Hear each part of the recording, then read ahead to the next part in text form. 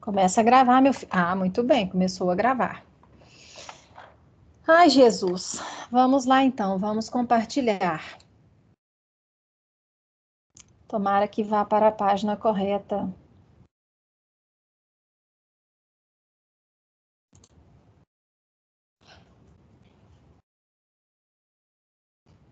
A gente está a ver aqui, gente?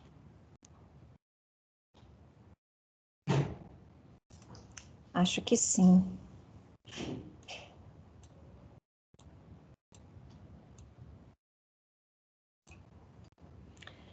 Eu estava falando do behaviorismo metodológico, né?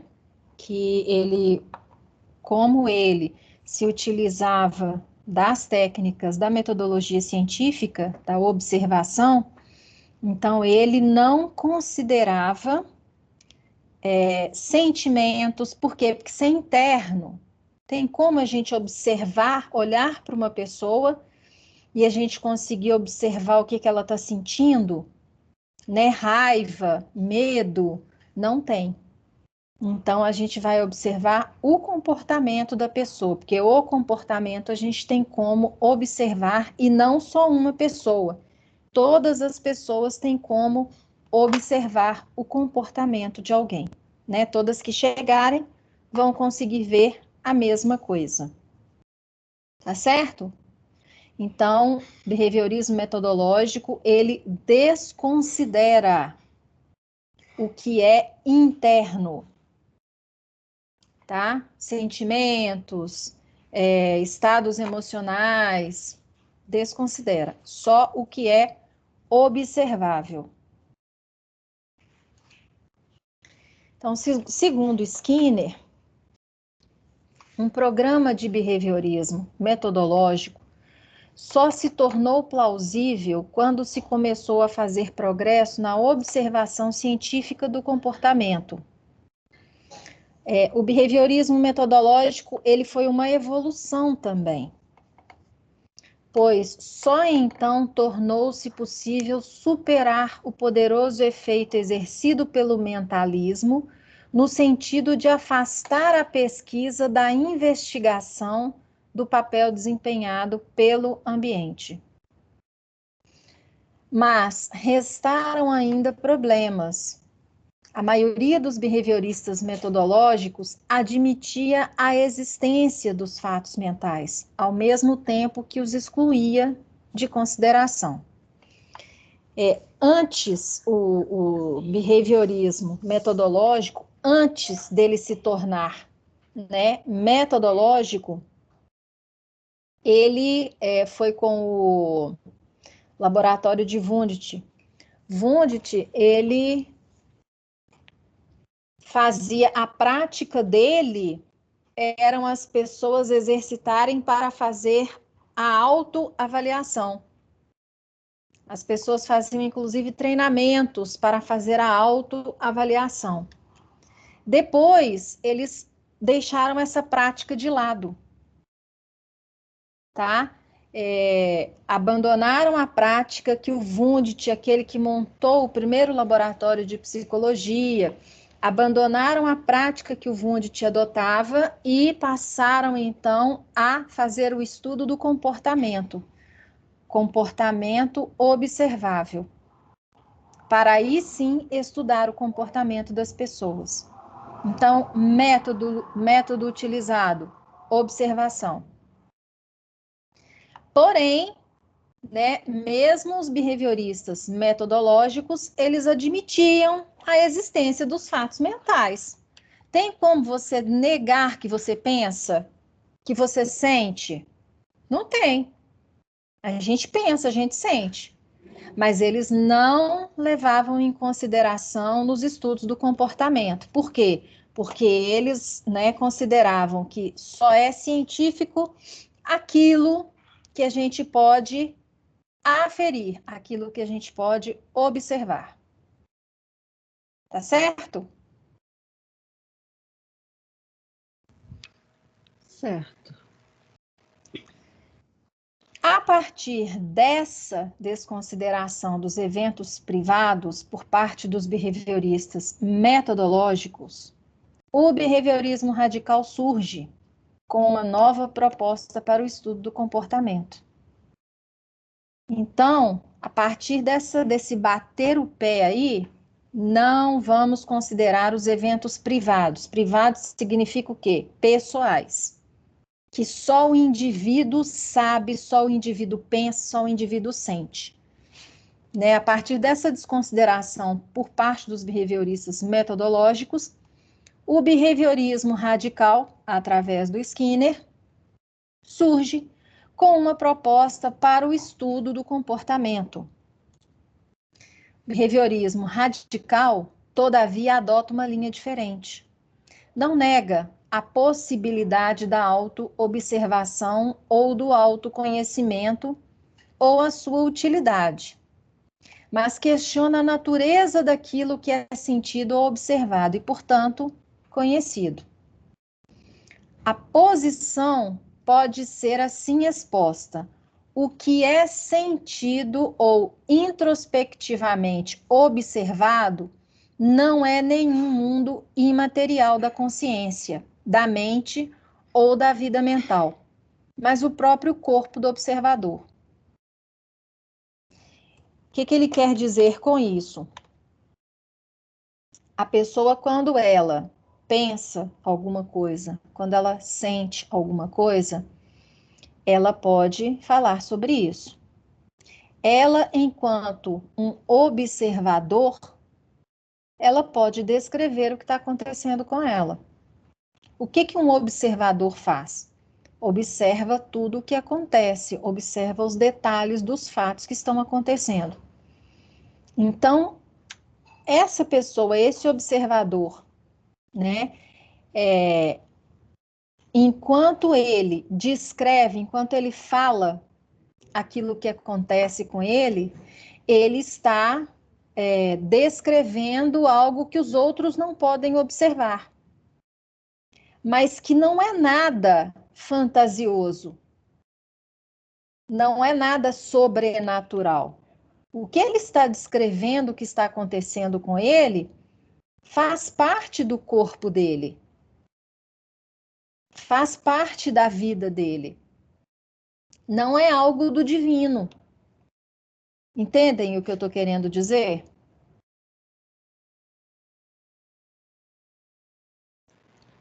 Sim, não é uma fantasia, faz parte da pessoa, né? Por exemplo, foi até o exemplo, se não me engano, eu acho que desse exemplo de manhã. Pensa, a pessoa acorda e nota que está sentindo assim, não está se sentindo bem, tá com um mal-estar, que não é uma coisa normal, isso não acontece no dia a dia. Ela está sentindo alguma coisa, né? O estômago não tá legal, tá assim com uma certa azia, tá uma coisa, tá com incômodo. Tem como os outros observarem isso? Não. Mas tem como ela falar que ela está com um incômodo. Olha, eu ainda não sei o que está me causando esse incômodo, esse mal-estar, mas tem alguma coisa diferente comigo. Não tá legal. Ela está falando uma coisa que está acontecendo no corpo dela e que só ela pode falar isso. Tem o que observar? Não tem.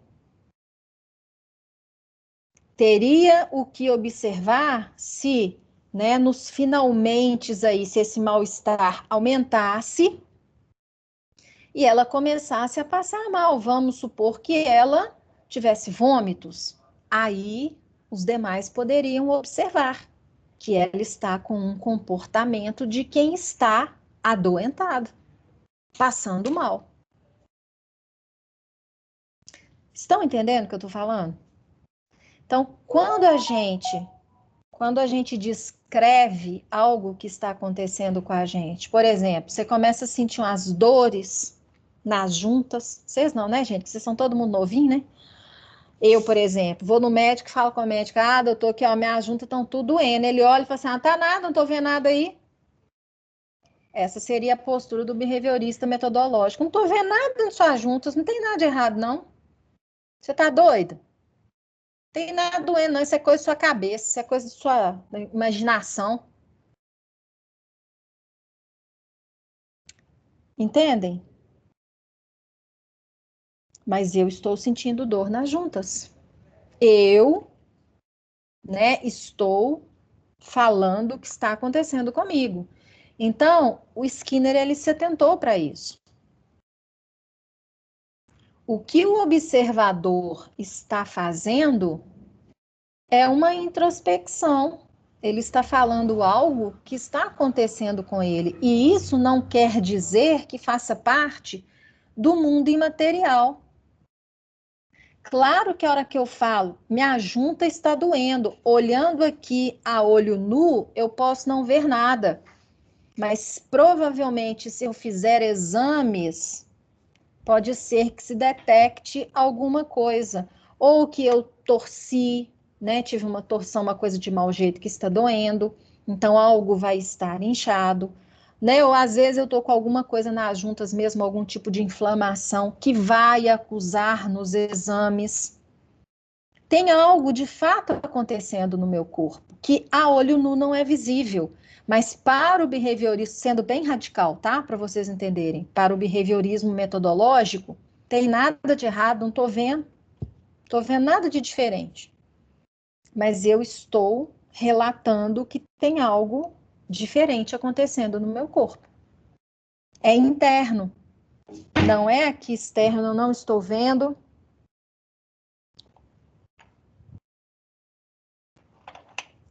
Minhas gatas fazendo bagunça aqui. É algo interno, não tem como ver, mas está acontecendo. E não tem nada de divino, né, de outro mundo.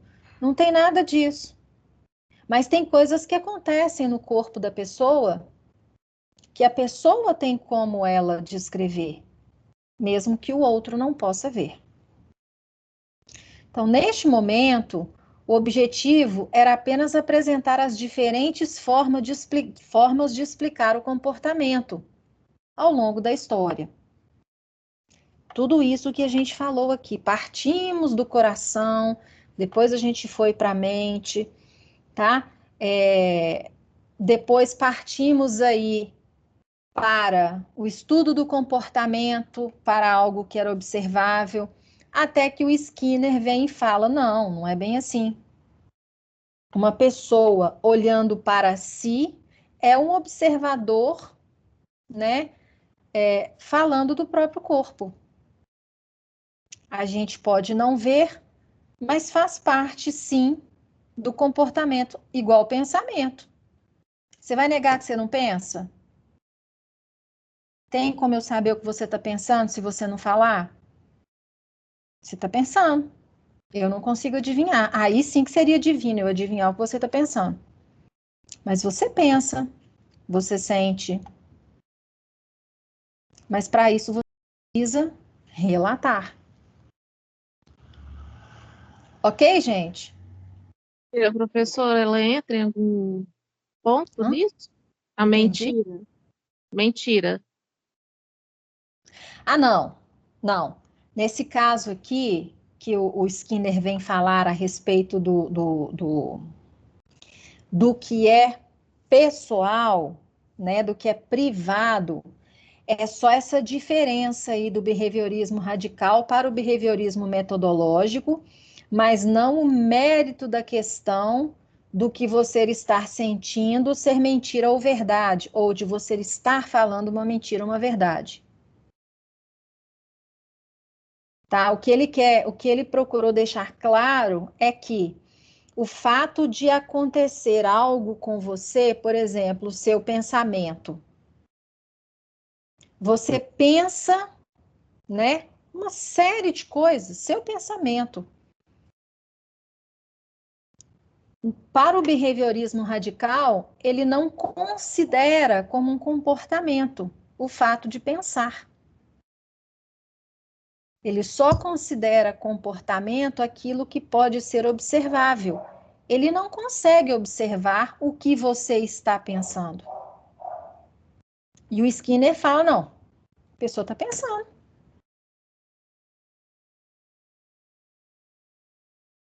Tá? Agora, se o pensando é mentira ou é verdade, a questão aqui não é essa. A questão é que o behaviorismo metodológico não considera enquanto um comportamento o pensamento, o sentir. E o Skinner, ele fala que não, que espera aí. Isso acontece sim, faz parte da vida mental da pessoa, faz parte do próprio corpo do observador, por exemplo. Ele pensa.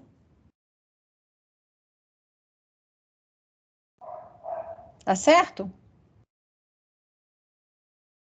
Certinho. Entendido, pessoal? Entendido. Sim, professor. Então, vamos ver sobre análise funcional. Primeiramente, vamos relembrar a definição de tríplice contingência. Lembram o que é, gente?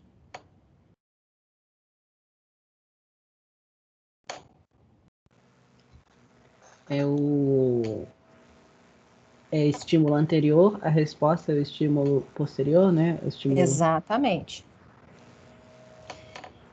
E uma outra coisa também, essas três distinções, estímulo anterior, resposta, e essa resposta, ela pode funcionar como um estímulo posterior. Esses três passos aí consistem na unidade mínima de análise do comportamento operante, tá? Essa é a definição da tríplice contingência. E o que acontece? Ela também vem nos dizer que o que acontece no nosso comportamento, o que acontece no ambiente, ele pode reforçar ou não aquilo a acontecer, aquele comportamento acontecer novamente. É a questão do estímulo posterior. Então, depende do que aconteceu para ser reforçador ou não. Então, vamos lá. Tríplice contingência. Consiste na unidade mínima de análise do comportamento operante, isto é, para analisar comportamentos operantes do mais simples ao mais complexo, teremos que identificar uma ocasião na qual a resposta ocorre. A resposta propriamente dita e as consequências que passam a existir após a emissão dessa resposta. Que consequências? Porque quando essa resposta acontece, as consequências que vêm são esses estímulos posteriores. Você tem um estímulo posterior que já te causa uma outra resposta, e essa outra resposta pode ser um estímulo posterior para uma outra resposta, e aí vai. Assim, Skinner define as variáveis externas das quais o comportamento é função, dão margem ao que pode ser chamado de análise causal ou funcional. Tentamos prever e controlar o comportamento de um organismo individual. Esta é a nossa variável dependente, prever o comportamento. Comportamento é a variável dependente. Por quê? Porque depende do quê? Do estímulo que ele teve ou do reforço que ele teve. Se o comportamento é uma resposta a um estímulo posterior, então ele está dependendo desse estímulo. Então ele sempre depende de, então uma variável dependente. Nossas variáveis independentes são as causas do comportamento. É algo externo que vem e que causa uma resposta, o nosso comportamento. São as condições externas das quais o comportamento é função. Comportamento é dependente. Entenderam? Ô, professora, repete de novo, por favor, porque não ficou muito claro. Seguinte, a tríplice contingência, o que é? Tríplice contingência é um estímulo antecessor, a resposta ou o comportamento e o estímulo posterior. Correto? Correto. Isso é a tríplice contingência. Vamos falar mais sobre isso. O comportamento, ele acontece porque ele foi estimulado pelo estímulo antecessor, pelo estímulo primeiro. Você tem uma resposta. E essa resposta, ela vai servir para você como um estímulo posterior. Ela pode estimular você a continuar se comportando desta forma ou não.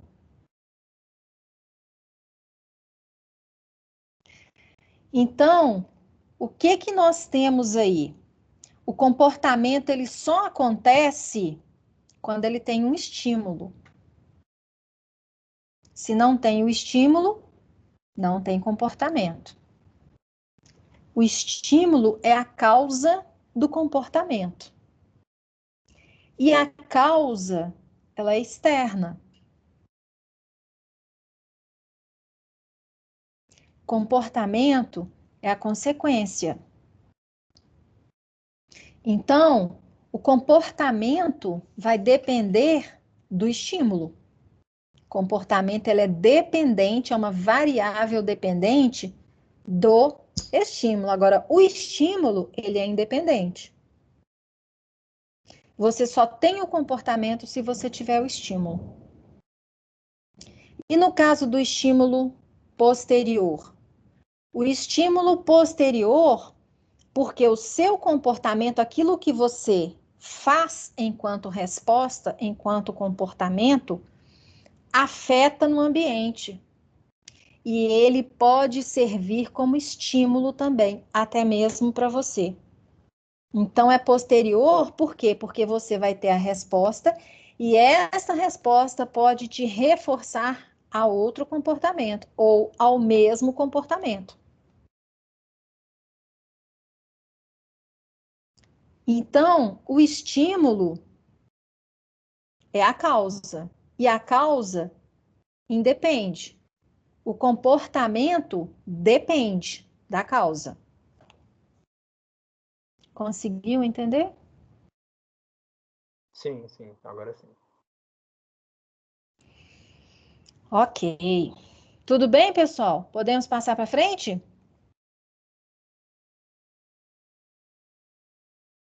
Pode. Sim. Vamos lá. Relações entre as duas, né? As relações de causa e efeito no comportamento são as leis de uma ciência. Uma síntese destas leis expressa em termos quantitativos, desenha um esboço inteligente do organismo como um sistema que se comporta. Então, quando a gente fala que é uma tríplice contingência, você tem um estímulo primeiro, você tem uma resposta e você tem um estímulo posterior. Isso vai estimulando, comportando, estimulando, comportando, estimulando, comportando, estimulando, comportando. Você vai fazendo um sistema, você vai fazendo um quantitativo aí de estímulo-resposta, estímulo-resposta, estímulo-resposta. Seria uma reação em cadeia, professora? Sim, mas quando a gente fala uma reação em cadeia, parece que é tudo sempre a mesma coisa. E nem sempre é assim. Entendi. A gente pode ter em uma determinada situação aquele estímulo posterior, ele pode ser um estímulo aversivo. E em uma outra situação, ele não é um estímulo aversivo, tá? Mas que de qualquer forma, ele reforça o seu comportamento. Reforça, você vai se comportando, você vai agir de forma diferente. Por exemplo, você está num lugar muito claro, você coloca o óculos escuro, você está numa parte externa e tal, está muito claro, o sol está muito quente, você coloca o óculos escuro. Essa foi sua reação. Colocou o óculos escuro. Gerou conforto para você, visual? Sim. Né? Então, quando você está numa área aberta, com sol quente, aquele sol amarelo forte, não tem como você apagar o sol. Então, você pode colocar os óculos para te gerar esse conforto visual. Só que você entrou, né? Em um determinado momento, você entrou para um lugar fechado. Só que ele está com iluminação muito forte, está cansando muito sua visão. O que que você pode fazer? Diminuir ou apagar a luz. Vai te dar um conforto visual? Vai. Não foi diferente a resposta? Foi. Foi diferente. Então, quando você falou um comportamento em cadeia, fica parecendo que é igual, né? O estímulo e a resposta serão sempre os mesmos. O estímulo foi a claridade. Mas o que mais? Essa claridade aconteceu onde? Num ambiente aberto, não tem como você ir lá e apagar a luz, apagar o sol. Então você fez uma coisa, você colocou os óculos. E quando você está num ambiente fechado e a claridade está demais, você vai diminuir ou apagar a iluminação para ter o conforto visual do mesmo jeito. Então você teve estímulos, muita iluminação, e o seu comportamento, a sua resposta foi diferente. E você vai fazer isso novamente. Por quê? Porque te gerou conforto. Então, ele reforça o seu comportamento a buscar uma solução para aquele estímulo. Mas a gente consegue fazer uma relação de causa e efeito. Se você está num lugar claro, que o sol está muito forte, você vai ficar ali exposto. Se você tem óculos escuros, a gente consegue prever o efeito, visto que a causa é forte luminosidade. A gente consegue fazer essa relação, estabelecer essas relações aí. E no ambiente fechado? Eu posso diminuir ou eu posso apagar. Dependendo da circunstância, por exemplo, né? A pessoa que fica com o computador o tempo inteiro. Tem gente que desenvolve intolerância a essa luminosidade da tela do computador. O que a pessoa faz? Ela precisa trabalhar, ela precisa usar a tela do computador. Ela manda fazer um óculos. Hoje tem um ultra, hiper, mega blaster aí, que o negócio é um orte caro, que ele bloqueia completamente os raios nocivos. Mas, né, nós pobres mortais, a gente coloca esse antirreflexo, que já ajuda bastante a entrada dessa iluminação forte nos nossos olhos.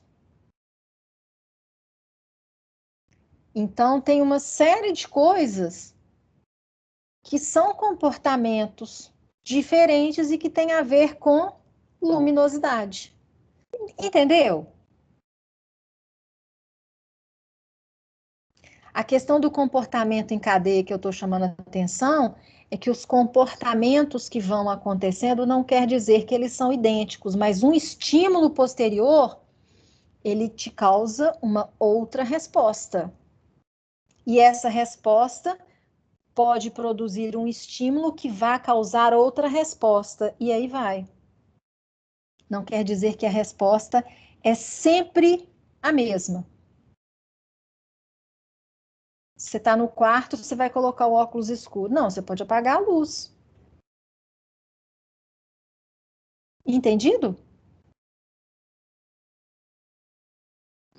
Sim, sim, ficou claro.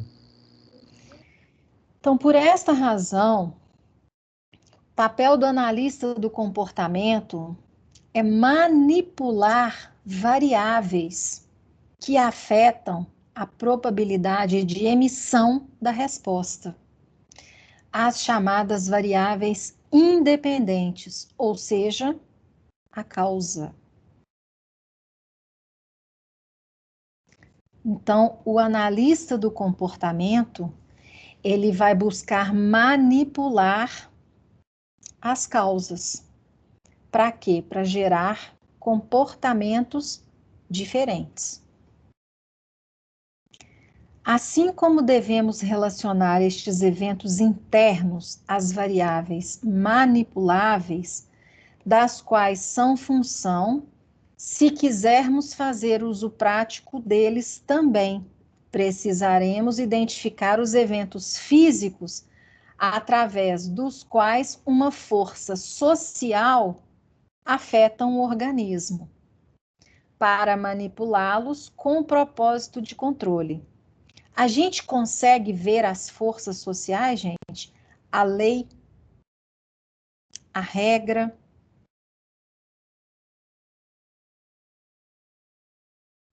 Ao Não, lidar, não é? Ao lidar com os dados diretamente observáveis, não precisamos nos referir nem aos estados internos, nem à força externa. Então, o que acontece? Nós também temos comportamentos que a gente faz e a causa, ela não é observável. Por exemplo, uma legislação. É uma regra que nós introjetamos. E a gente precisa seguir essa regra, né?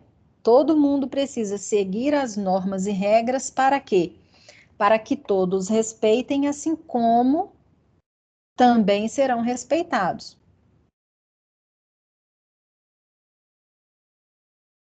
Então, nem sempre o estímulo ao comportamento é algo que se vê, mas a gente sabe que ele está lá e que ele é externo. Nós introjetamos as regras, mas ela faz parte da vida de todos. Ela pertence apenas a uma pessoa? Não, ela pertence a todos. Ela faz parte da vida de todo mundo. E ela afeta o nosso comportamento. Tem coisa que a gente sabe que a gente pode fazer, tem coisa que a gente sabe que não pode fazer.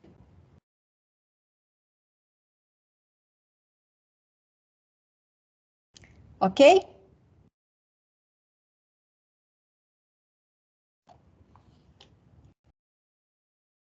ok. Tá complicado, gente? Sendo sincero, tá um pouquinho, viu, professor? Hoje tá, né? Exemplo simples de como a análise funcional é utilizada pelo analista do comportamento. Vamos ver. Situações nas quais o comportamento de uma criança de pedir algo não é reforçado pelos pais, ela poderá a qualquer momento emitir um comportamento da classe de birra, como jogar-se no chão, chorar, gritar, etc. Diante do comportamento da criança, a birra, que é um estímulo aversivo para os pais, estes decidem então atender ao pedido.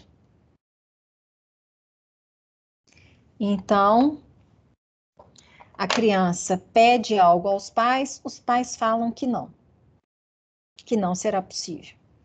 Aí a criança faz alguma coisa, né, se comporta de alguma forma fazendo birra. Os pais, para acabar com aquilo, né, para afastar aquele estímulo aversivo que a criança passou a fazer, a birra, eles então falam, não, não, não, pode deixar, pode fazer, toma aqui, é isso que você quer? Toma aqui.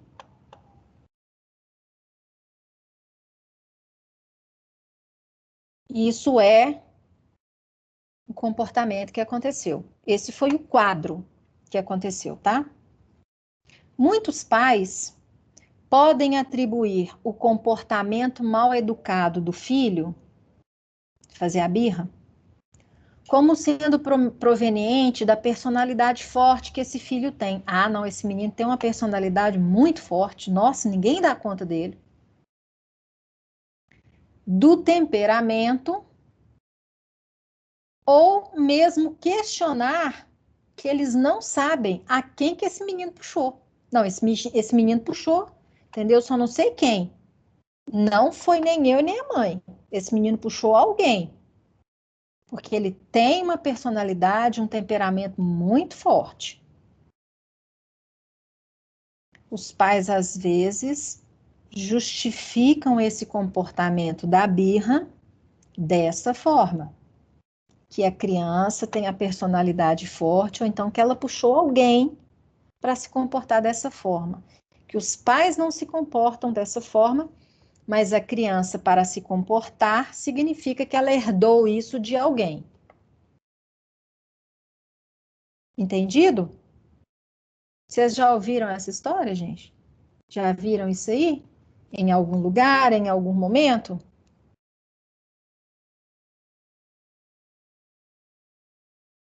Já, e geralmente, né, essa decisão dos pais de atender o pedido só piora, né, a situação, porque aí condiciona a criança, né, de que é só ela fazer uma birra que ela vai ganhar qualquer coisa que ela Não, quiser. Porque... na verdade, não condiciona a criança, não. A criança que condiciona os pais. Entendeu? É o contrário. Mas não deixa de ser um estímulo para ela, né? Ela não deixa de perceber isso como um estímulo para que ela, sempre que quiser algo, ela fazer a birra. Sim, Pois é. sim, Esse seria um caso de tríplice contingência, por exemplo? sim, exatamente. Pediu, não. Birra, sim. Pediu, não. Birra, sim. O que os pais depois passam a fazer? Eles nem dão não. Pediu? Sim. Porque senão tem birra. Pediu? Sim. Porque senão tem birra. Entenderam? Eles afastam esse estímulo aversivo da birra e dão o brinquedo. Uma aluna de manhã, ela até falou assim, professora, mas e se isso acontece em público? Esse é o grande medo das pessoas, né, gente? O que que vão pensar de mim? O que que vão pensar da minha família? O que que vão pensar do meu filho? Não é? Muitas vezes a gente se comporta mais preocupado com o que o outro vai pensar do que você faz ou do que você está fazendo. É ou não é? A gente vê isso até com animal de estimação. Eu tenho um cachorro que é filhote e eu tenho uma filha também, né? Mas a fase dela de birra já passou. Então, como ele é filhote, né? E em tempo de pandemia a gente não recebe visitas em casa, né? Quando recebe é sempre uma ou duas pessoas. Então ele viu poucas pessoas. E quando ele a gente leva ele para passear, é aquela latição toda e é engraçado que a gente não repara, a gente não consegue ver nas pessoas aquela empatia de, poxa, é um cachorrinho que está aprendendo ainda, né? Não, nossa, que bravo, que mal educado. É. Coisa irritante. Os cachorros só sabem Exato, latir. exato. E aí, essa situação por si só faz a gente pensar em, no tipo de sentimento que os pais têm quando se deparam numa situação dessa num shopping center, por exemplo.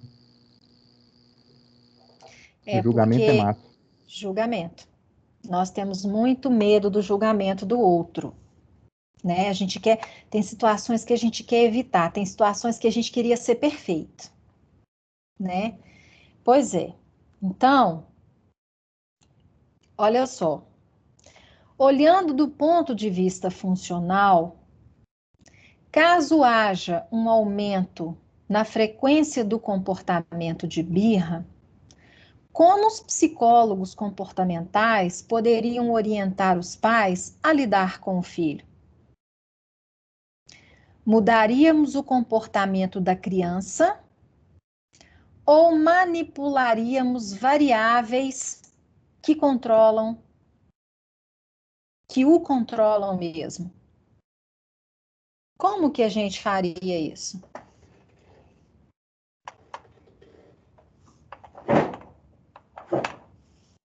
O que vocês pensam? Pode repetir a pergunta, professora? Eu estava espirrando, não consegui prestar atenção. Saúde. Ó, são várias perguntas, inclusive eu já vou fazer a terceira junto também. Olhando do ponto de vista funcional. Funcional, gente, vamos pensar na causa e nos efeitos do comportamento. Caso haja um aumento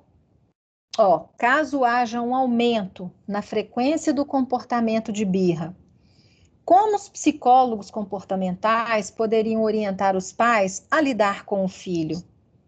Mudaríamos o comportamento da criança ou manipularíamos variáveis que o controlam mesmo? Se a Opção B. consequência para o comportamento de birra for alterada, haverá alteração na classe de resposta? Sim, haverá. Sim. Né? O que acontece? O comportamento. Antes de mais nada, o que nós precisamos entender? A gente falou, né? Desde o comecinho da aula, eu estou lá falando de educação, falei do negócio lá da advogado, do julgamento da menina, da promoter, depois nós falamos dos nossos filhos. O que nós precisamos entender é o seguinte: criança não nasce sabendo. É função do adulto ensinar. O adulto que prepara a criança para o futuro. Na visão behaviorista, né, na análise experimental do comportamento, as crianças aprendem sendo condicionadas. Lembram-se disso, gente?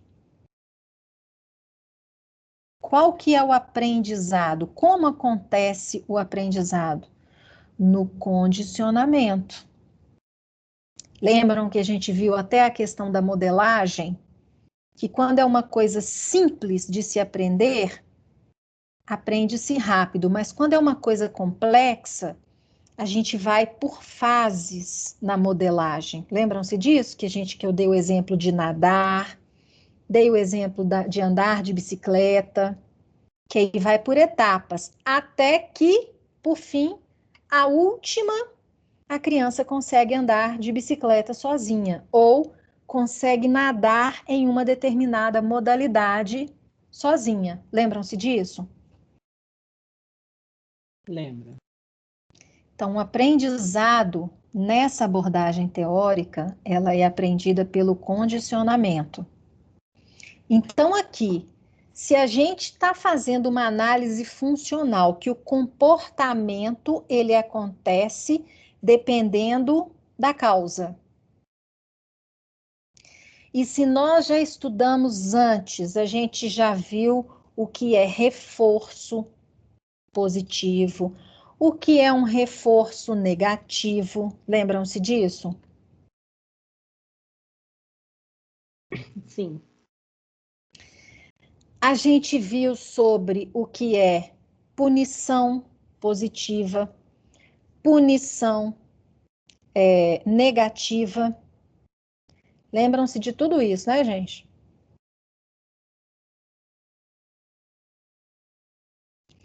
Então, aqui, como que a gente pode lidar com a birra da criança? Mas como estamos falando de um comportamento que ocorre em alta frequência e é considerado inadequado, que procedimentos já estudados poderiam ser empregados nesse caso? No caso da birra.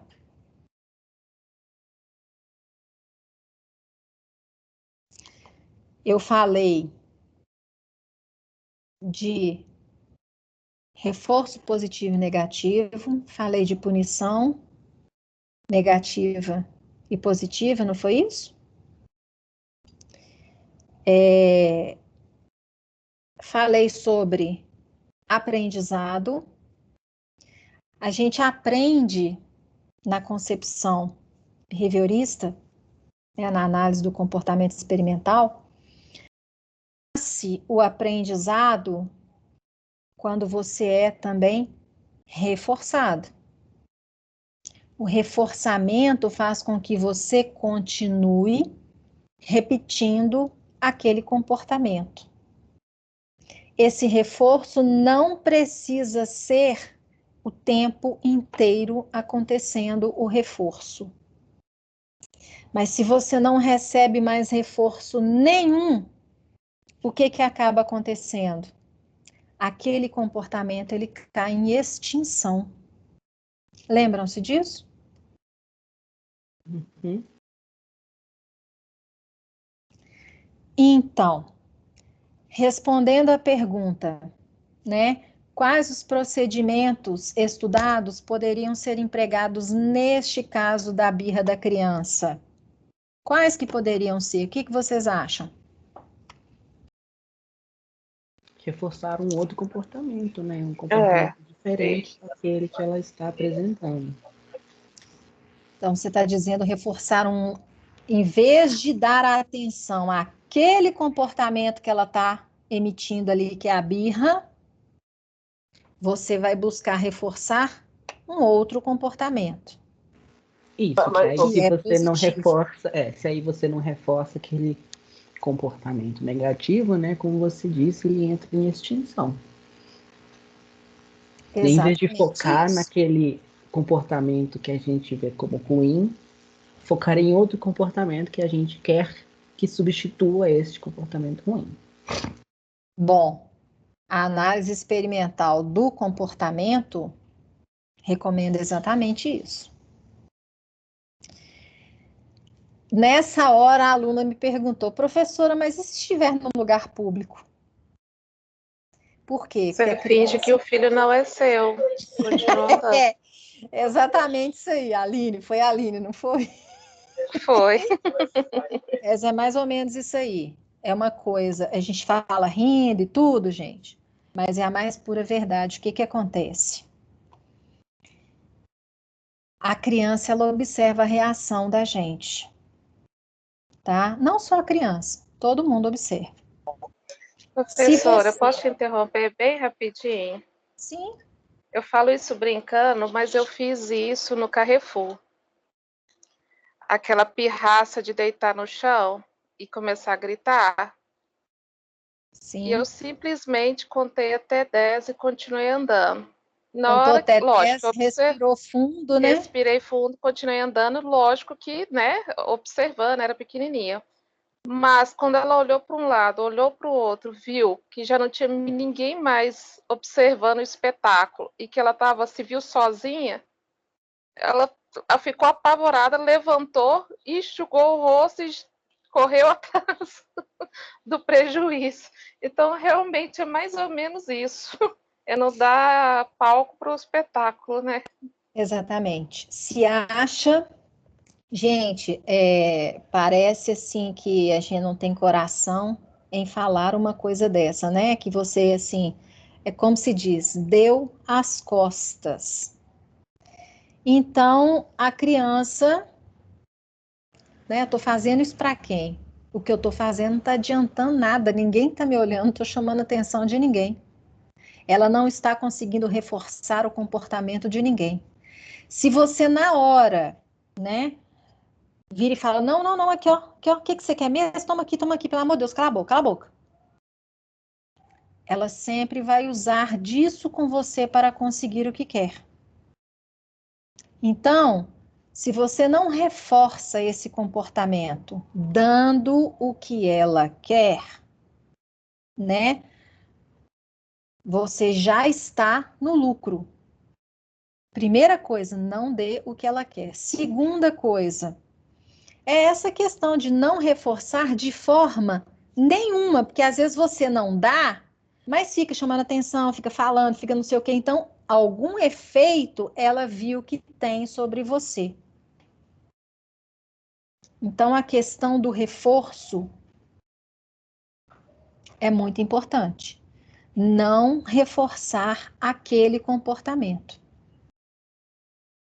Então, naquele momento, se possível ignorar, ignore. Aí a outra aluna de manhã perguntou assim: pois é, professora, mas e se a gente usa da punição? Eu falei: olha, a punição, o que que a gente viu sobre a punição? Inclusive na última aula. Refresca a minha memória aí, pessoal.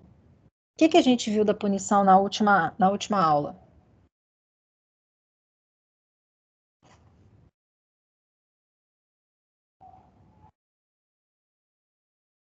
Que ela, com que é a punição, você tira alguma coisa, não é? Mais ou menos assim?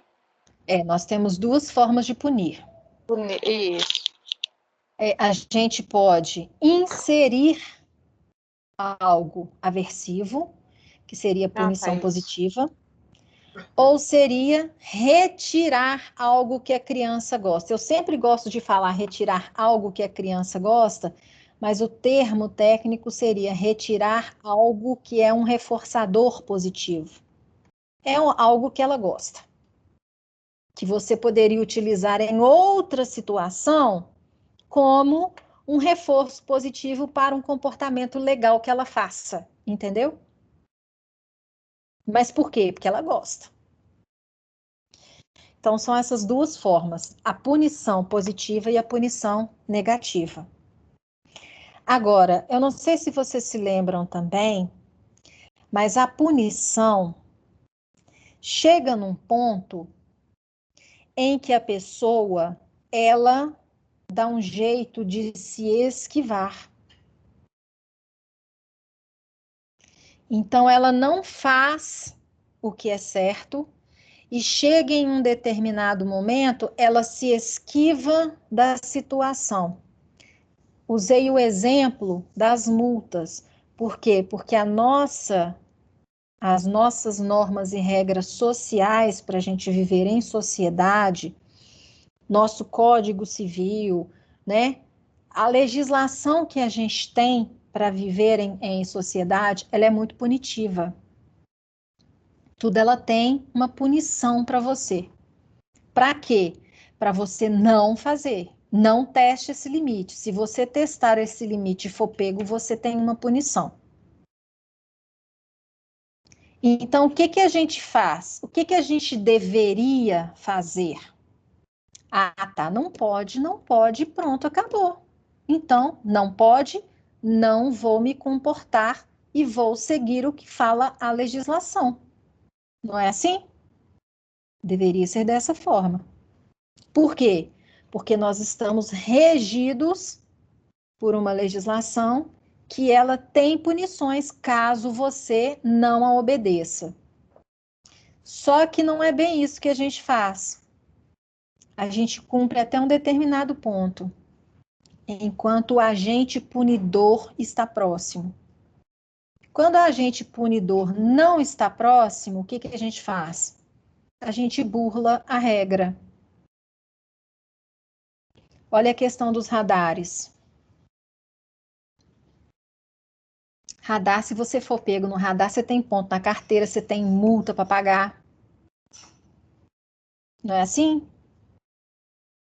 Aí o que que você faz? Entre um radar e outro, você anda acima da velocidade. Chegou perto do radar, o que que você faz? Você dá um nó na legislação. Você finge que você está andando o tempo inteiro desse jeito. Por quê? Porque você está perto do agente punidor, que é o radar.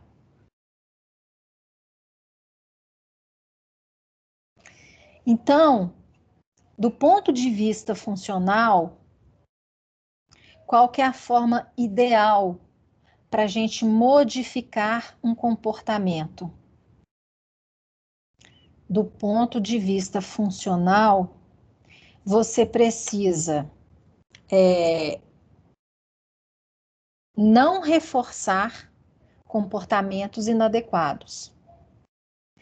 E está acontecendo um comportamento inadequado, tente ver outra coisa interessante para fazer naquele momento e chamar a atenção da criança para aquilo. A menina da manhã, ela deu exemplo assim, pois é, professora, já aconteceu comigo de eu estar no shopping com meu filho, com meu marido, né? Aí, assim, chegou num determinado ponto que a gente não tinha mais dinheiro.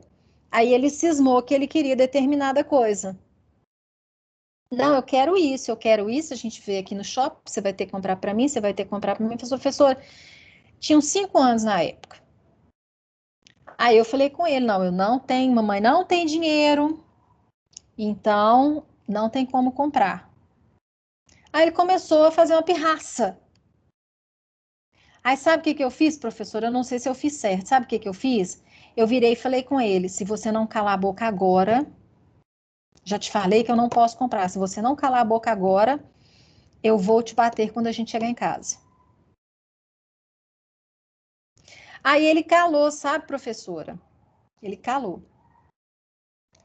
Só que outras vezes que a gente voltava, ele sempre quer um brinquedo caro, ele sempre quer uma coisa cara. Então, peraí só um pouquinho, gente. Gente, que isso? Isso é uma coisa normal. Isso é uma coisa normal. Sério? É. Mas os nossos cachorros estão aqui. Tô em aula aqui, mas as gatas estão aqui também? Então. E dali não sei onde estão. Tá, então deixa eu terminar aqui. Uma coisa que me preocupou, que esquisito, uma barulhada aqui de animal na rua. Aí ela falou assim, pois é, professora, mas aí a gente volta, né, outras vezes, aí assim, faz um lanche, faz uma coisa, compra uma coisa que é de necessidade, que inclusive foi por isso que a gente foi no shopping e tal.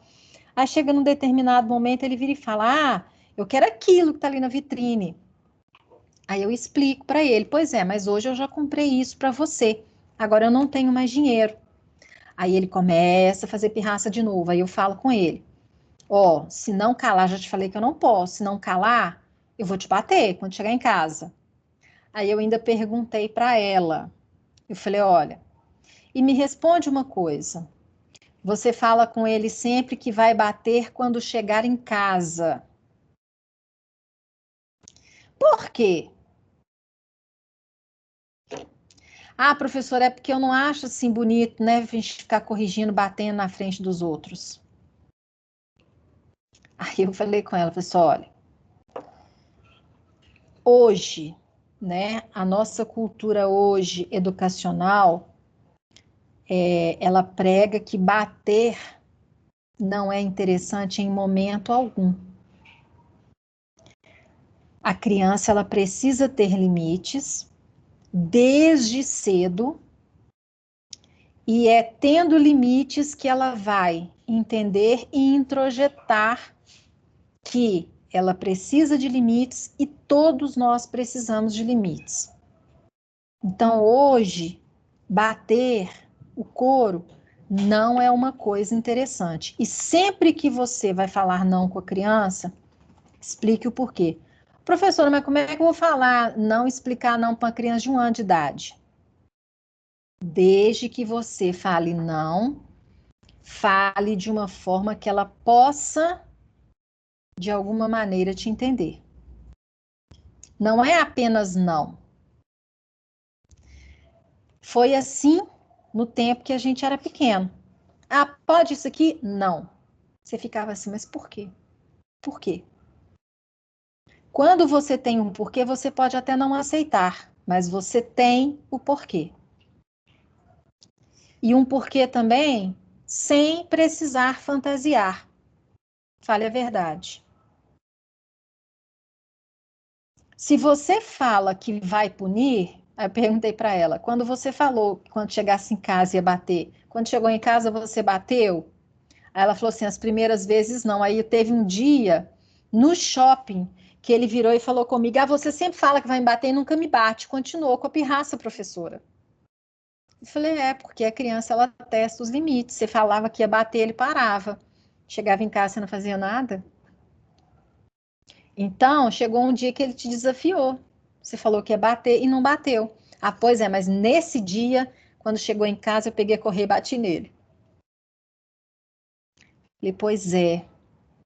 Mas lembra que a punição, se você continua fazendo isso, ele vai dar um jeito de esquivar-se.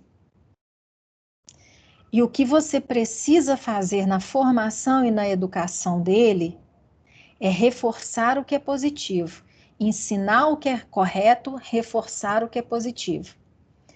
Nós adultos, sabendo o que é certo ou errado, a gente tem hora que a gente esquiva.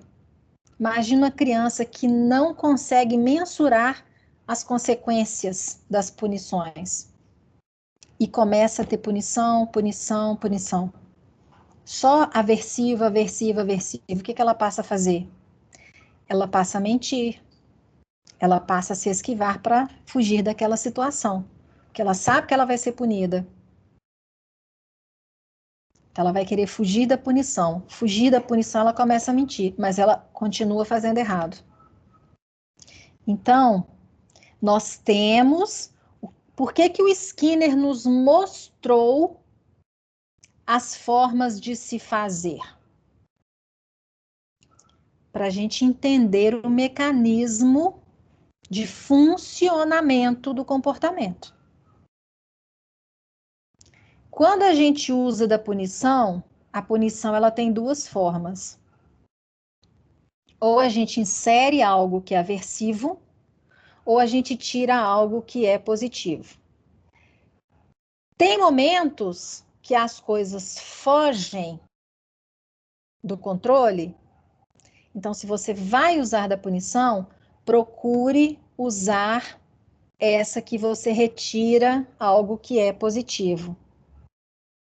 Porque inserir algo aversivo tem hora que é muito mais agressivo. Mas o que a gente precisa buscar trabalhar? A gente precisa buscar trabalhar com não reforçar um comportamento ruim e sempre ensinar, sempre explicar, né? Fazer junto, é a questão do exemplo, e reforçar sempre aquilo que é positivo. Por quê? Porque quando você reforça o que é positivo, ele tende a repetir o comportamento. E quando aparece algo, né, punitivo, se ele tem muito mais reforço, ele vai buscar aquilo que ele é reforçado. Entenderam, gente?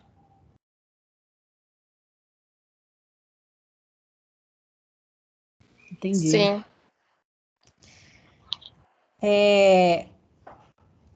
Se tem uma coisa, né, a gente... Ô, gente, eu tô estendendo hoje por causa do tempo que eu fiquei parado. Se vocês querem fazer um intervalo, a gente faz. Eu fui esticando porque eu fiquei um bom tempo até conseguir restabelecer a internet. Tudo bem para vocês? O que vocês querem? Por mim, tranquilo. Por mim também. Pode seguir, então, como se aquele momento, infelizmente, não deu nem para falar, vamos fazer um intervalo.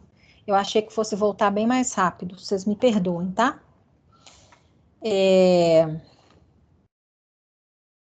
Meu Deus, perdi minha linha de raciocínio aqui. O que eu estava falando mesmo, gente? Ah, lembrei. Por exemplo, quando éramos criança, pelo menos eu, na minha infância, brincávamos muito, brincávamos com colegas, né, com os vizinhos, com os familiares, no meu caso, porque eu sou filha única, mas quem tinha irmãos brincava muito com os irmãos. Tínhamos uma vida lúdica, fazíamos muita coisa juntos, brincávamos. Então, querendo ou não, quando você faz algo no coletivo, a tendência, principalmente com um adulto supervisionando, a tendência é você fazer no coletivo, aprender a seguir as normas e as regras. Por isso que é de extrema importância o desenvolvimento de jogos com crianças. Por quê? Porque os jogos, eles têm regras. A criança, para poder participar do jogo, né, além de desenvolver a competitividade, desenvolver criatividade, se os jogos são de equipes, também ajuda a desenvolver aí esse senso de pertencimento a uma equipe, buscar trabalhar junto, desenvolver laços. Tudo isso é reforçado nos jogos. E, principalmente, tem que cumprir as regras para poder ganhar. Se não cumprir as regras, está eliminado, perdeu o jogo. Então, a gente fazia isso muito junto, principalmente porque não se tinha muitos jogos eletrônicos. O que acontece hoje?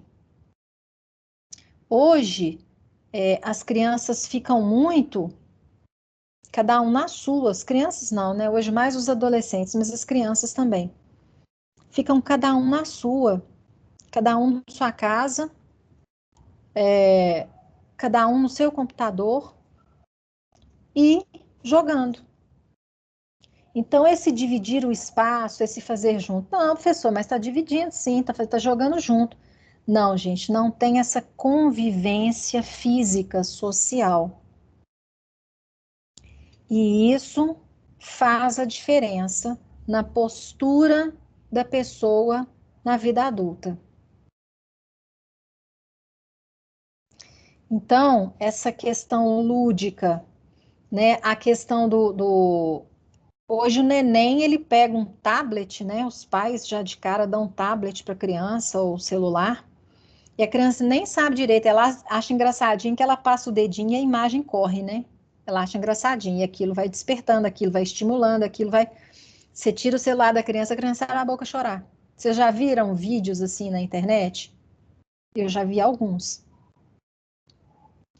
E a criança, ela acaba sendo inserida no meio da internet, no meio aí da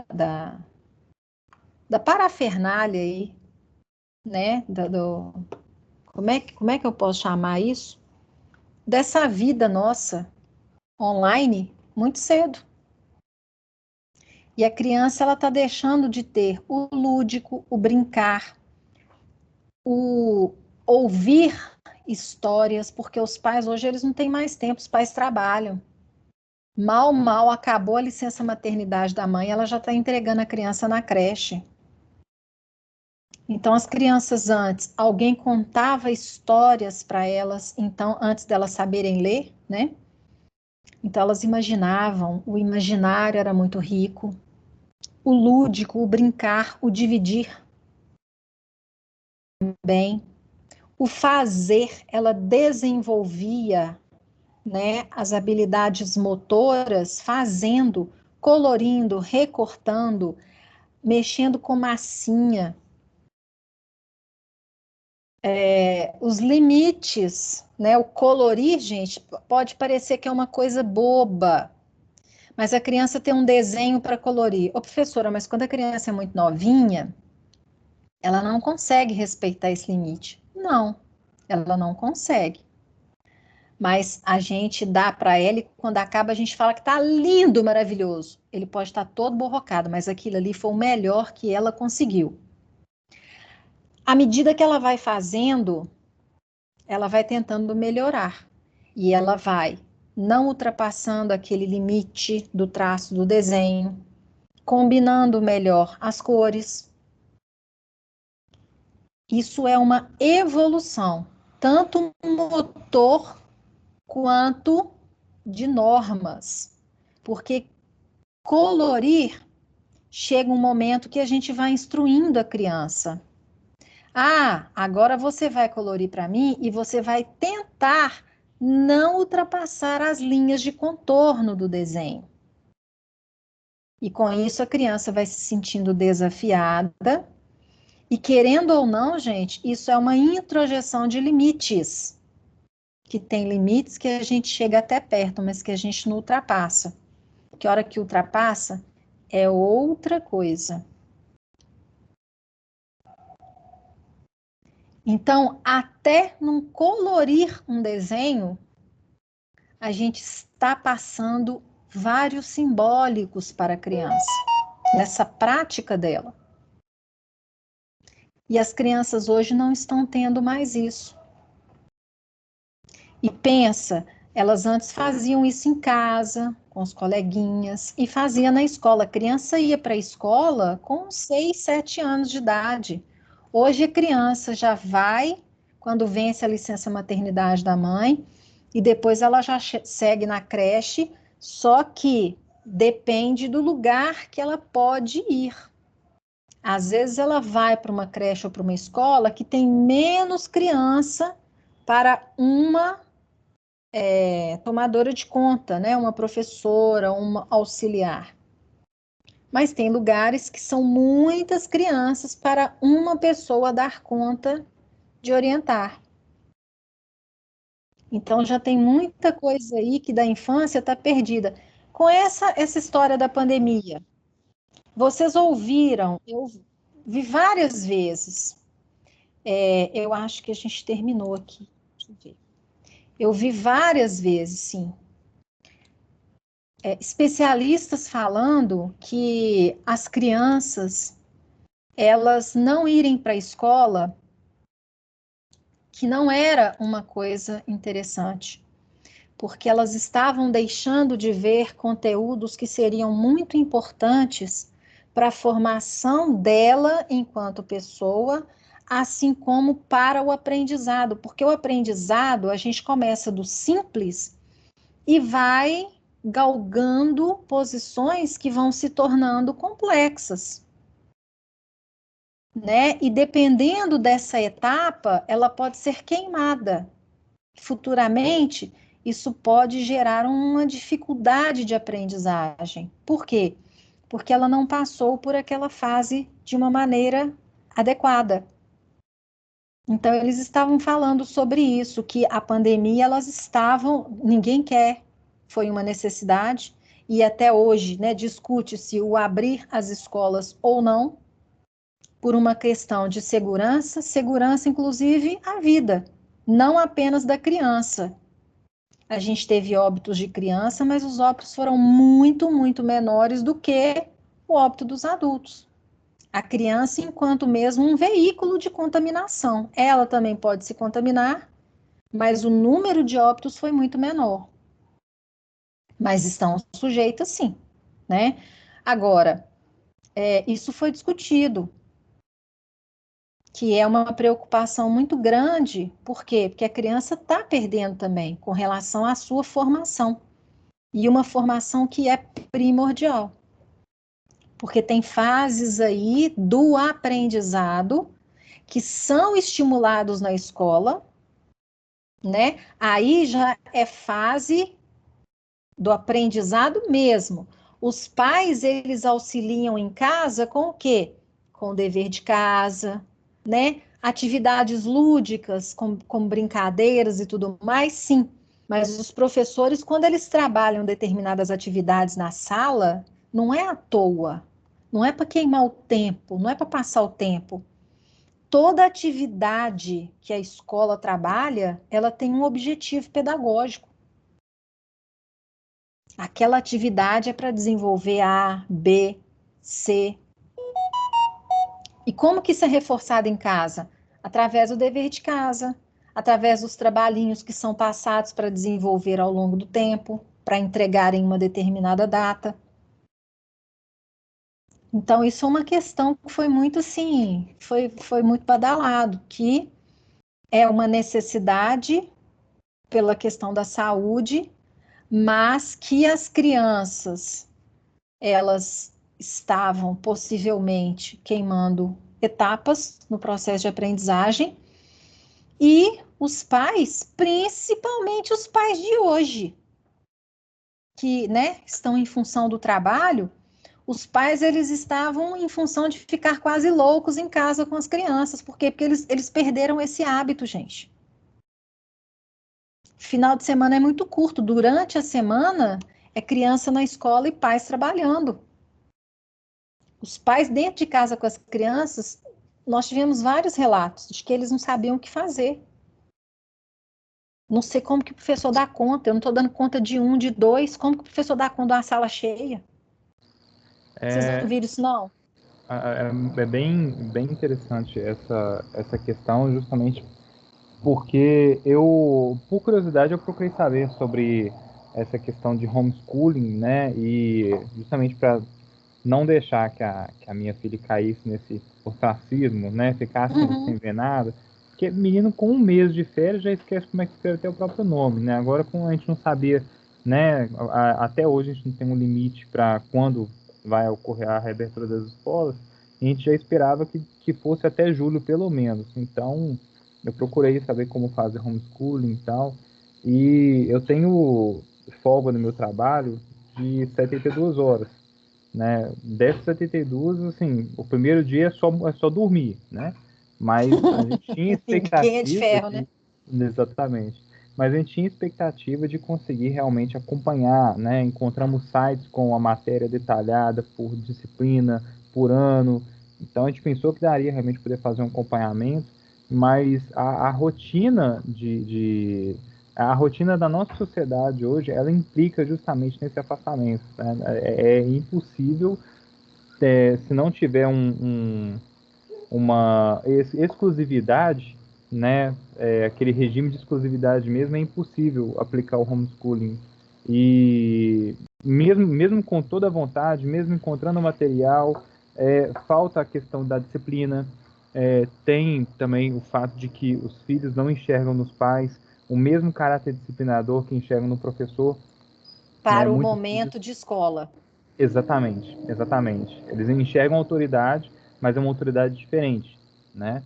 Tanto que muitos filhos têm dificuldade de aprender coisas que pais costumam ensinar ou que aprenderam com os próprios pais, e quando eles vão passar para o filho, aí a coisa já é completamente diferente, né? Na minha própria família eu vi isso. Eu aprendi a nadar com meu pai. Meu irmão até hoje não conseguiu aprender, mesmo meu pai tentando todas as vezes, por causa desse conflito, né? De a visão de um professor, né? O ambiente realmente é outro. Então, não só a questão da socialização, que é patente, né? É o primeiro prejuízo que a gente vê nessa situação toda, mas a própria escolarização mesmo, nem que seja para fazer uma manutenção do conhecimento já adquirido em anos anteriores, isso fica extremamente prejudicado. Gente, você tá falando isso aí que a criança quando entra de férias às vezes esquece até como que escreve. Nós, muita coisa hoje a gente faz no computador, né? A gente digita, é computador e celular, digita, digita, digita, digita, digita. Quando a gente pega alguma coisa para escrever, às vezes a gente tinha uma letra muito boa naquele tempo que a gente escrevia. Hoje você pega para escrever, você fala assim, não, mas minha letra tá um garrancho. É a prática mesmo. É o exercício. Isso é exercitar. Da mesma forma que o corpo da gente precisa, eu estou falando isso, mas eu estou sentando em cima do rabo para falar, né? Da mesma forma que o corpo da gente precisa do exercício físico para uma série de coisas saudáveis, tudo o que a gente faz, a gente precisa exercitar. Por quê? Não é que você esqueceu, mas você vai perdendo o hábito, vai caindo em extinção, né? Ah, mas andar de bicicleta e tal, você fica um tempão sem andar, você fica um tempão sem andar, depois você pega a bicicleta, você toma umas guinadas para cá, uns tombos para lá, depois você até sai andando. Mas, se você ficar sem andar, pode cair em extinção. Tá? E é isso que acontece com a gente. Então, a questão aí da análise funcional do comportamento, nós precisamos analisar um comportamento que está acontecendo. Ah, o comportamento é esse, a gente observa o que está acontecendo, estuda a tríplice contingência, a gente precisa pegar isso aí e tentar pegar a unidade mínima, básica aí desse comportamento e ver o que a gente pode fazer aí, né, para tentar afetar a causa para ter um comportamento diferente. Às vezes, o afetar a causa é não reforçar o comportamento, igual a gente falou a respeito do ignorar, né? A causa é o quê? Quero atenção, não dou atenção, o comportamento vai ser outro. Nem que precise acontecer algumas vezes, né? Para a criança perceber que não está tendo atenção, que aquilo não está tendo o resultado que ela está esperando, que ela vai ter que mudar. Para ter sua atenção, ela vai ter que mudar o comportamento dela. Então, a gente analisa o comportamento, a análise funcional é como esse comportamento está funcionando. O que eu vou fazer nessa tríplice contingência para ter um resultado de comportamento diferente? Tá? Que causa que eu vou precisar ter para ter um comportamento diferente? Tá certo? Certo. Ai, pessoal, então é isso. Alguma dúvida que vocês, né, queiram colocar sobre o conteúdo de hoje? Ah, tem um texto. Eu coloquei para vocês um texto, hoje não foi um vídeo não, foi um texto na pré-aula. Rapidamente eu vou postar esse texto para vocês aí, eu não sei se vocês viram, para vocês darem uma lida nesse texto, tá? Ele está retratando tudo o que a gente já viu e que tem a ver aí com esse funcionamento do comportamento, de tudo que a gente já viu nos nossos estudos, na nossa disciplina. E na semana que vem a gente conversa mais sobre isso também, que eu acho que também vai esclarecer, vai abrir mais aí o pensamento, não só de vocês, o meu também, porque eu sempre leio. Tá bom? E na semana que vem a gente fala mais sobre isso. Semana que vem, se não me engano, acho que é semana que vem mesmo, não tem atividade de pós-aula. Quem ainda não me mandou atividade de pós-aula da unidade 3, hoje nosso conteúdo é o primeiro conteúdo da unidade 4. Façam e me mandem, tá bom? Não precisa copiar a pergunta, se vocês copiem só se quiser. Faz e me manda pelo e-mail, que eu já estou fazendo o controle, já teve gente que me mandou. Hoje nós já estamos na unidade 4, seção 1. Semana que vem, unidade 4, seção 2. Tá bom? Certo. Eu tô te devendo 2. Eu fiz um agora, pouco antes da aula. O outro eu vou fazer, talvez agora depois da aula, e te mando. Beleza. Aí me mandem, dentro do meu possível aqui, eu dou o retorno para vocês. Faço o registro e dou o retorno para vocês. Tá bom? Eu tenho outra aula agora, que é também essa, e a de terça-feira é a que eu tenho assim chuva de trabalho para poder olhar, que são os projetos. Mas no mais é isso, pessoal. Muito, muito obrigada pela companhia, pela tolerância, né, que vocês tiveram hoje quando caiu a internet. Muito obrigada mesmo. Nós já estamos na quinta-feira, amanhã já sextou, então excelente final de semana para vocês, com bastante juízo e com Deus. Tá bom? Tá bom, Obrigado, professora. Obrigada. Boa noite. Amém. Abraço, gente. Abraço. Com Deus. Boa noite, prof. Tchau. Tchau. Boa noite, professora. Com Deus. Com Deus. Obrigada.